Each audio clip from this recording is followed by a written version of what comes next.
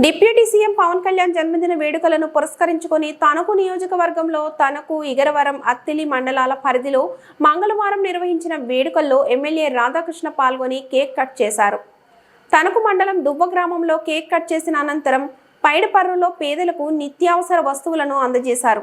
Venkateswara theatre centre వద్ద cake cutting చేసిన MLA పాత ఊరు కొమ్మాయి చెరువు గట్టు వద్ద పవన్ కళ్యాణ్ జన్మదిన వేడుకల్లో పాల్గొన్నారు.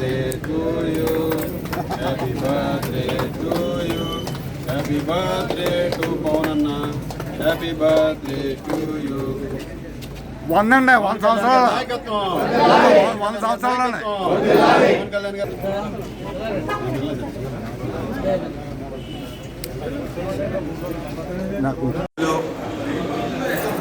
జనసేన పార్టీ అధ్యక్షులు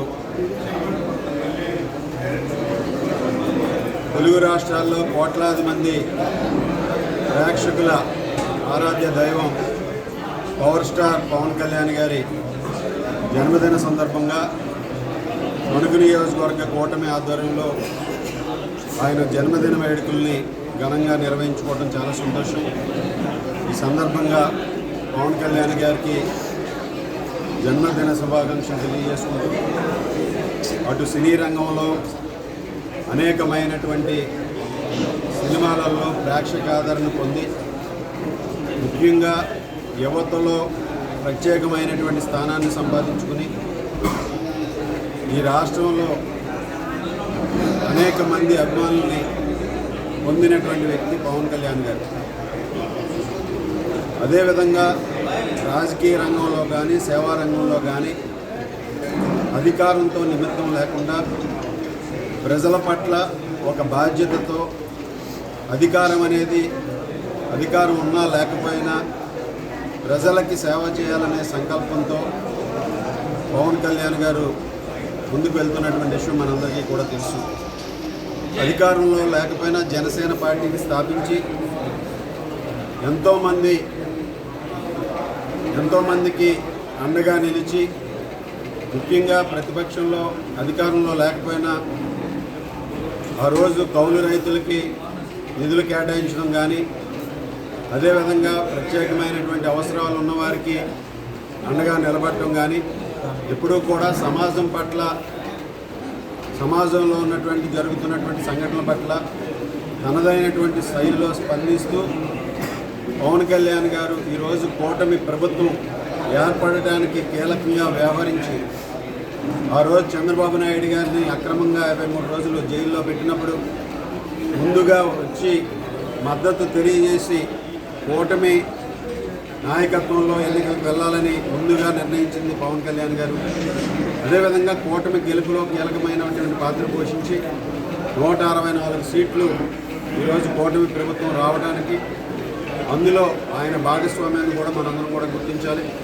అలాగే ఈరోజు ప్రభుత్వంలో ఉప ముఖ్యమంత్రి వర్యులుగా, అటవీ శాఖ మంత్రులుగా, రాష్ట్ర పంచాయతీరాజ్ శాఖ మంత్రులుగా తనదైనటువంటి శైలిలో గ్రామాల అభివృద్ధికి ప్రత్యేకమైనటువంటి చొరవతో ఈరోజు ఎన్ఆర్ఈజీఎస్ నిధులతో సీసీ రోడ్లు కానీ డ్రైనేజీల నిర్మాణం కానీ పెద్ద ఎత్తున చేస్తూ అదేవిధంగా ప్రతి ఇంటికి కూడా తాగునీరు అందించేటటువంటి పథకాన్ని కూడా ఈరోజు రాష్ట్ర వ్యాప్తంగా జలజీవన్ పథకాన్ని అమలు చేస్తూ ప్రజల జీవన ప్రమాణాలను మెరుగయ్యే విధంగా ఆయన తన బాధ్యతలు నిర్వర్తిస్తూ ప్రభుత్వంలో ఒక బాధ్యతతో ముఖ్యమంత్రిగా చంద్రబాబు నాయుడు గారు మరొక 15 సంవత్సరాల కూటమి ప్రభుత్వం ఉండాలనే ఒక సంకల్పంతో పవన్ కళ్యాణ్ గారు ముందుకు వెళ్ళడం ఈరోజు మనందరం కూడా గమనించాలి.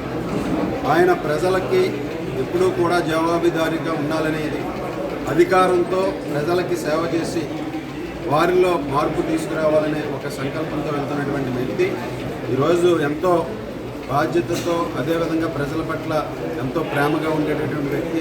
అటు అభిమానులు, ఈ రాష్ట్రంలో ఉన్నటువంటి యువతకి స్ఫూర్తిగా నిలిచేటటువంటి వ్యక్తి పవన్ కళ్యాణ్ గారు.